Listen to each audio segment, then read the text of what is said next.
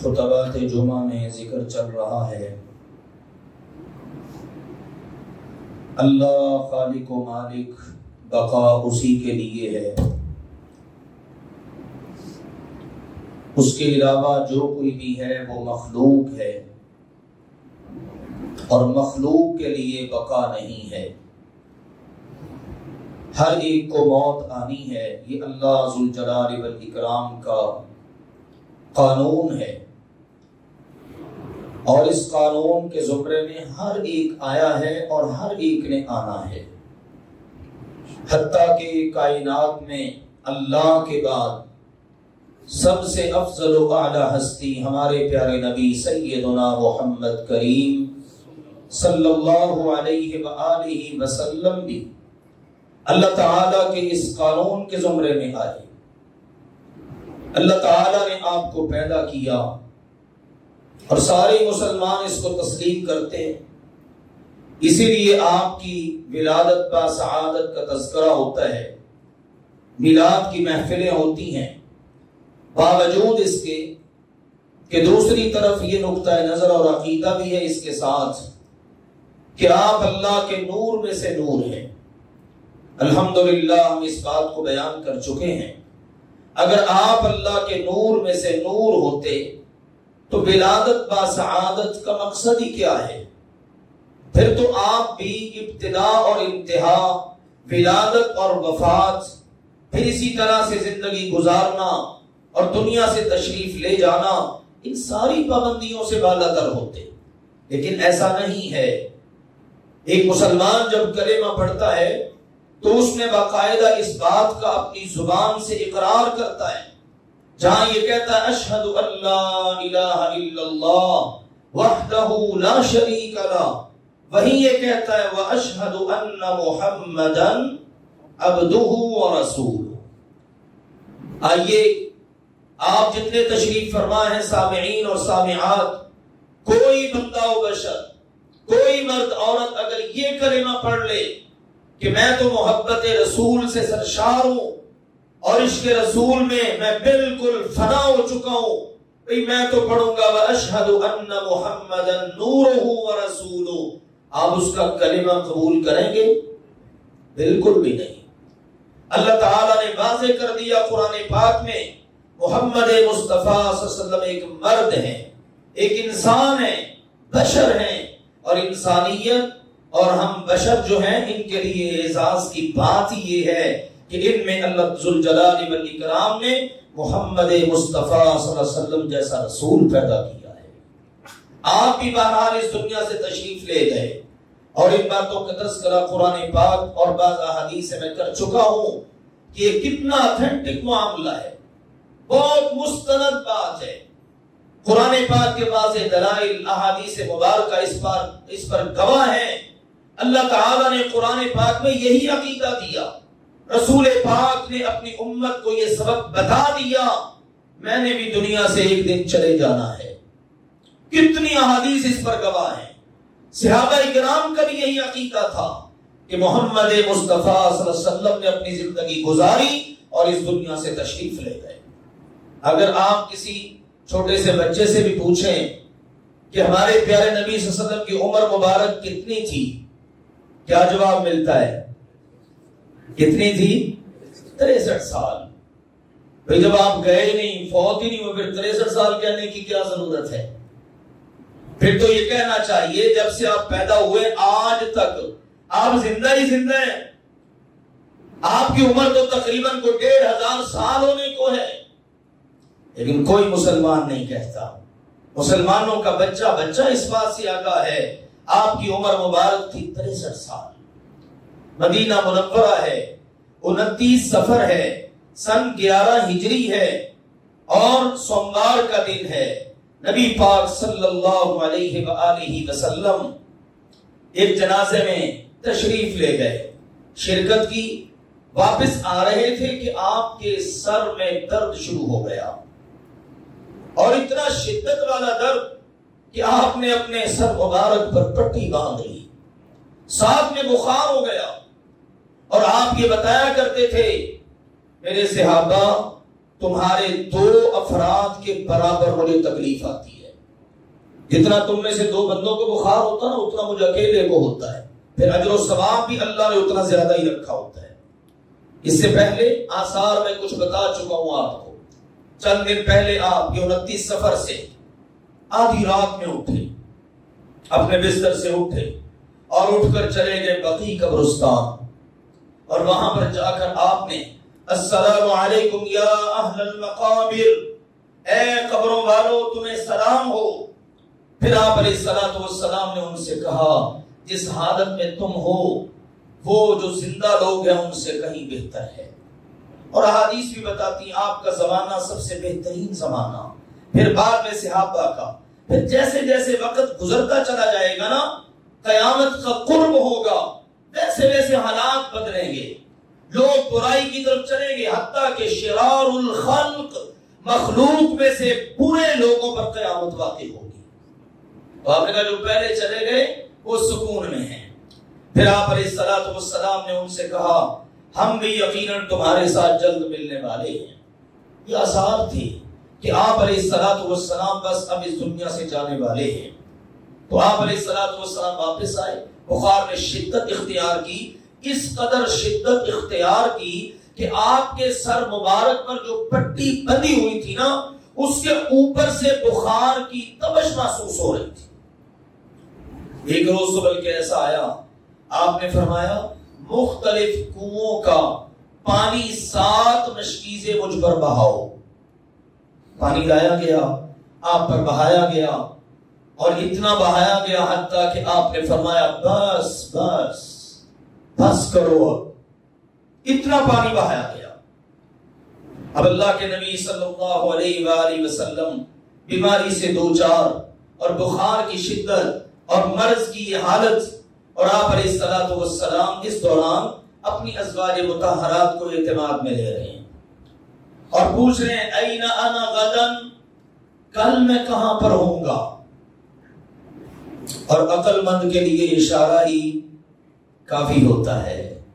ازواج مطہرات سمجھ گئیں, آپ کی توجہ اور رغبت سیدہ عائشہ کی طرف ہے, انتہائی خدمت گزار صدیقہ کائنات, اور اس گھرانے کے بے شمار احسانات, اور عائشہ کی طرف آپ کی بڑی رغبت ہے, آپ کی محبوب اور لاڈلی بیوی ہے. انہوں نے کہا جہاں آپ کا دل چاہے. حتیٰ کہ آپ علیہ الصلوۃ والسلام نے پھر فیصلہ کیا کہ میں اپنے یہ آخری ایام عائشہ کے ہاں گزاروں گا. ایک طرف فضل بن عباس, دوسری طرف علی بن ابی طالب رضی اللہ عنہما, اور اب نکاحت کی حالت ہو گئی کہ آپ سے اپنے قدموں پر چلا نہیں جا رہا. انہوں نے سہارا دیا, آپ نے ان کے کندھوں پر ہاتھ رکھے اور پاؤں گھسٹتے ہوئے آپ آئے, اور آ کر آپ آرام فرما ہوئے حجرہ عائشہ میں. اور ادھر دیکھیے پھر کیا منظر بنا. صدیقہ کائنات, انہوں نے اب خدمت کی انتہا کر دی. اللہ کے نبی کا کوئی اشارہ ہوتا اس کو بھی پھانپ جاتی. آپ علیہ الصلوۃ والسلام کے ہاتھ کے اشارے سے پہلے چیز لا پیش کرتی, آنکھ کا اشارہ پاتی, سمجھ جاتی. یہ ہے مثالی بیوی کا خوبصورت کردار. اب اللہ کے نبی صلی اللہ علیہ وسلم بیمار پڑے ہیں, دوائی اپنی جگہ پر بندوبست ہو رہا ہے, جو آپ حکم فرماتے ہیں وہ پورا ہوتا ہے, اور ساتھ میں کیا چل رہا ہے, سیدہ عائشہ رضی اللہ تعالی عنہا وہ دعائیں پڑھتی ہیں, حفظتھا من رسول اللہ صلی اللہ علیہ وسلم, جو دعائیں انہوں نے اللہ کے رسول سے یاد کی ہوئی تھی. یہ بڑا اہمیت کا حامل سبق آپ کو بتانے لگا ہوں. ہمارے ہاں بیماری ہوتی ہے, ہم ٹوٹل انحصار کر بیٹھتے ہیں ڈاکٹروں پر. فلاں ڈاکٹر سے مل, وہی فلاں بڑا اسپیشلسٹ ہے, اور ڈاکٹر بھی پھر کمال ہی کر جاتے ہیں. کتنی دفعہ ایسا ہوا ہے, ابھی بھی اتنا جدید دور ہو چکا ہے, آپریشن کرتے ہیں اور اوزار بیچارے مریض کے جسم میں چھوڑ دیتے ہیں. ہوتا ہے نا, اب بھی ڈاکٹر ہے, غلطی ہو سکتی ہے, لیکن میرے عزیزوں ایک ڈاکٹر وہ ہے جو عرش بری پر ہے, جس سے کوئی غلطی نہیں ہوتی. جس سے ایوب علیہ الصلوۃ والسلام نے التجا کی, دعا کی, رب انی مسنی الضر وانت ارحم الراحمین, اے میرے اللہ مجھے بڑی تکلیف پہنچی ہے، میں بہت بیمار ہو چکا ہوں، سارا خاندان کنبہ قبیلہ میرا حتیٰ کہ بیوی بچے تک چھوڑ چکے ہیں، یا اللہ تو سب رحم کرنے والوں سے بڑھ کر رحم فرمانے والا ہے۔ اللہ تعالیٰ سے التجائیں ہو رہی ہیں، دعائیں ہو رہی ہیں، مسنی الشیطان بنصب وعذاب، اللہ فیصلے تو تیرے ہوا کرتے ہیں لیکن تیرے بندے کسی گناہ کو، غلطی کو، کوتاہی کو، مرض کو، بیماری کو، نقصان کو، لاس کو تیری طرف منسوب نہیں کرتے۔ اللہ یہ جتنا مجھے پہنچا یہ سب شیطان کی طرف سے پہنچا ہے، شیطان نے تو اب مجھے تھکا دیا ہے۔ اللہ اس قدر اذیت اور تکلیف میں ہوں کہ اب صبر کی انتہا ہو چکی ہے۔ ارشاد ہوا ارکض برجلک ھذا مغتسل بارد وشراب، اے میرے ایوب جی اب اپنا پاؤں جیسے تیسے بھی ہوتا ہے زمین پر ماریے، نہیں اٹھتا کوئی بات نہیں، اشارہ ہی کر دیجئے، نقاہت اس قدر ہے، بیماری نے اس قدر لاغر کر کے رکھ دیا ہے، تھکاوٹوں سے چورے، آپ اپنا پاؤں زمین پر ماریے تو صحیح، اللہ وہاں سے چشمہ جاری کر دے گا، پی لیجئے گا، اندر کی ساری بیماریاں ختم، نہا لیجئے گا، باہر کی ساری بیماریاں ختم۔ یہ ہوا تو اوپر سے اللہ نے ٹڈیوں کی بارش کرنا شروع کر دی، سونے کی ٹڈیاں، ان کی بارش شروع ہو گئی۔ اب ٹھیک ٹھاک ہے نا، تندرست ہے، تو فٹافٹ ان ٹڈیوں کو اکٹھا کرنا شروع کر دیا۔ ارشاد باری تعالی ہوا ایوب جی میری رحمت برس رہی ہے اور تم اس کو سمیٹ رہے ہو، کہا اللہ تیری رحمت اگر برس رہی ہو تو ایوب اس سے لاپرواہ کیسے ہو سکتا ہے؟ وہ اللہ یوں رحمتیں کرتا ہے، کوئی وہاں ہاسپٹل نہیں ہے، کوئی وہاں اسپیشلسٹ نہیں ہے، کوئی امراض کو جاننے والے نہیں ہیں۔ آج دیکھو میرے عزیزو، آپ کا بھی آنا جانا ہوتا ہے، آج بیماریاں اس قدر بڑھ چکی ہیں، کسی ہسپتال میں چلے جاؤ لگتا ہے کہ ساری دنیا یہی آ گئی ہے، کسی ہسپتال میں چلے جاؤ اتنا رش، بیماریاں بڑھ چکی، ہم ڈاکٹروں کے پیچھے ضرور بھاگتے ہیں لیکن اپنے اللہ کی بارگاہ میں نہیں آتے، نہ اللہ سے استغفار کرنا ہے، نہ توبہ کرنی ہے، نہ معافی مانگنی ہے، نہ اپنے گناہوں کے اسباب میں سے یہ سبب کہ بندہ بیمار پڑ جاتا ہے اس پر غور کرنا ہے، نہ دیگر چیزوں پر۔ پھر اللہ بھی کہتا ہے چل بندے ٹھیک ہے، نوَلِّهِ مَا تَوَلَّا، بھاگ لے جدھر تجھ سے بھاگا جاتا ہے، ہم بھی تیری رسی دراز کیے دیتے ہیں، تجھے اگر کہیں سے سکون ملتا ہے تو لے لے۔ اور یہاں مدینہ منورہ میں کیا منظر ہے، یہ ربیع الاول کے ابتدائی ایام میں سفر گزر چکا، آپ بیمار ہیں، بیماری سے تقریباً کوئی 4-5 ایام پہلے کی بات ہے، آپ شدید بیمار ہیں اور ہماری ماں سیدہ عائشہ کیا کر رہی ہیں؟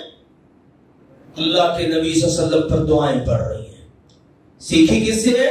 رسول پاک سے، حفظتها من رسول اللہ، اللہ کے رسول سے انہوں نے ان دعاؤں کو یاد کر لیا تھا، اور آپ نے بہت ساری دعائیں بتائی ہیں۔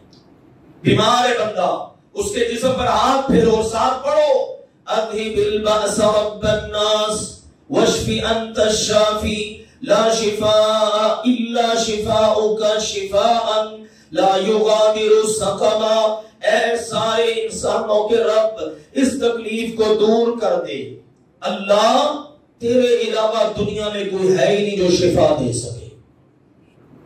کیسی پیاری دعا ہے، کمال دعا ہے، اللہ ایسی شفا دے اس مریض کو کہ اس کے وجود میں بیماری کا نام و نشان بھی باقی نہ رہے۔ بڑھ رہی ہے، اور دیکھو میرے عزیزو، یہ میاں بیوی کا پیار اور محبت، اللہ کے نبی سے پوچھا جاتا ہے آپ کو سب سے زیادہ محبت کس کے ساتھ ہے، تو آپ بے ساختہ فرماتے ہیں عائشہ کے ساتھ۔ اور عائشہ جب ایک موقع آیا، سورہ احزاب میں واقعہ ہے نا، آپ نے بلایا، سب سے پہلے انہی کو بلایا کہ اللہ نے قرآن اتارا، عائشہ دنیا جتنی چاہیے لے لو اور اپنے ماں باپ کے گھر چلی جاؤ، آیات تخییر اتری، اختیار ہے تمہیں، دولت چاہیے لے لو، اگر تمہیں محمد مصطفیٰ چاہیے صلی اللہ علیہ وسلم تو پھر روکھی سوکھی کھا کر گزارا کرنا پڑے گا۔ تو انہوں نے کہا میں ساری دنیا کی دولت ٹھکراتی ہوں اللہ کے رسول کے ساتھ رہنا پسند کرتی ہوں. یہ محبتیں تو اب کیا کر رہی ہیں؟ اللہ کے پیارے نبی کا پیارا ہاتھ، مبارک ہاتھ، برکت کے لیے وہ پکڑ کے پھیر رہی ہیں. اپنا ہاتھ نہیں، اللہ کے نبی کا ہاتھ پھیر رہی ہیں، اور ساتھ میں اس طرح کی دعائیں پڑھ رہی ہیں جو اللہ کے نبی نے یاد کروائیں، اور ساتھ میں معوذات، تعوذ والی قرآنی آیات اور احادیث میں موجود دعائیں وہ پڑھ پڑھ کر آپ کو دم کیا جا رہا ہے. یہ ہے میرے عزیزوں ایک مسلمان کا طریقہ کار. یہ ہے بیماری کے عالم میں نبوی گھرانے سے ملنے والے علاج کی ایک جھلک. ہمارے یہاں کیا ہوتا ہے، جو ذرا مذہب کی طرف مائل ہے نا، وہ بیچارے باندھ لیتے ہیں تعویذ. تعویذ لیا اور لٹکا لیا. کسی نے باندھ دیا امام زامن، کسی نے باندھ لیا گلے میں تعویذ، کسی نے جناب گاڑی کو بھی تعویذ لٹکا لیا. کیوں کرتے ہیں؟ بری نظر نہ لگ جائے. بندے کو تو زیادہ لگتی ہے، اس کو تو پھر ہار ہی پہنا دینا چاہیے جوتیوں کا، ہے تاکہ اس کو نظر ہی نہ لگے. عقیدہ دیکھو کیا ہے.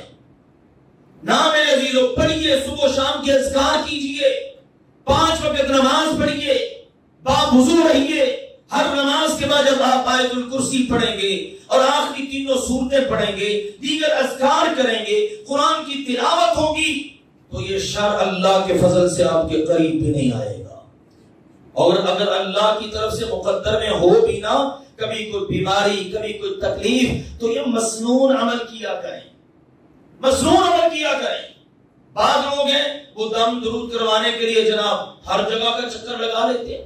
ایسے مسلمان موجود ہیں، 5 وقت کے نمازی موجود ہیں، اپنے آپ کو اہل حدیث کہنے والے موجود ہیں، جو اپنی یا اپنی اولاد کی صحت یابی کے لیے دم کروانے عیسائیوں کے پاس چلے جاتے ہیں.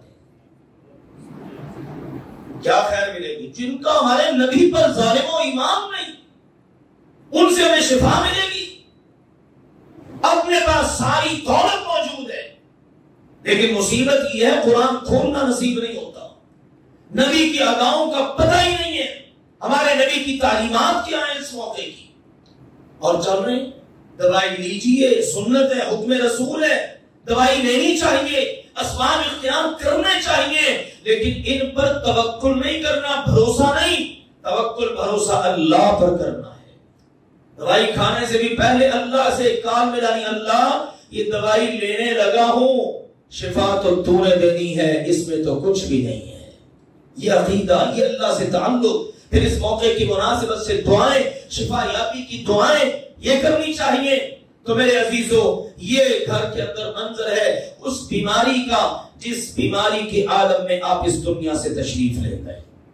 اور احادیث میں، سیرت کی کتابوں میں یہ بات موجود ہے، تقریباً 13 یا 14 دن آپ بیمار رہے، اور اس بیماری کے عالم میں 11 دن تقریباً آپ اس قابل رہے کہ جا کر نماز پڑھا سکیں.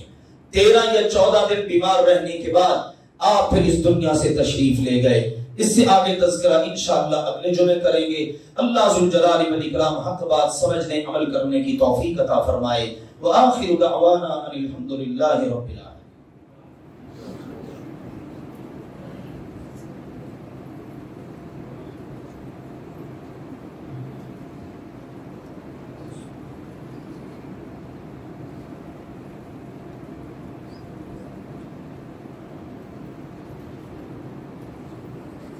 الحمد لله نحمده ونستعينه ونستغفره ونعوذ بالله من شرور أنفسنا ومن سيئات أعمالنا. من يهده الله فلا مضل له ومن يضلل فلا هادي له. وأشهد أن لا إله إلا الله وحده لا شريك له وأشهد أن محمدا عبده ورسوله. أما بعد فإن خير الحديث كتاب الله وخير الهدي هدي محمد صلى الله عليه وسلم وشر الأمور محدثاتها وكل محدثة بدعة وكل بدعة ضلالة وكل ضلالة في النار. أما بعد، فرقہ پرستی، مسلک اور گروہ بندی یہ کسی بھی معاشرے کے لیے انتہائی تباہ کن ہے. اور جب یہ چیزیں عروج پکڑتی ہیں حق بات پھر دب جاتی ہے اور باطل جو ہے وہ چڑھ جاتا ہے۔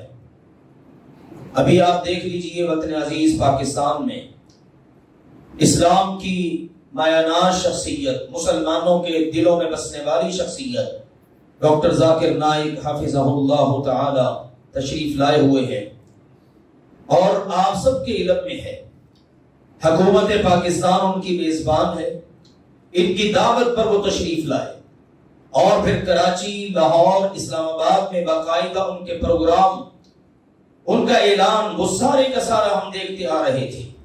لیکن اچانک پینترا بدلا گیا اور ان کو محدود کر دیا گیا۔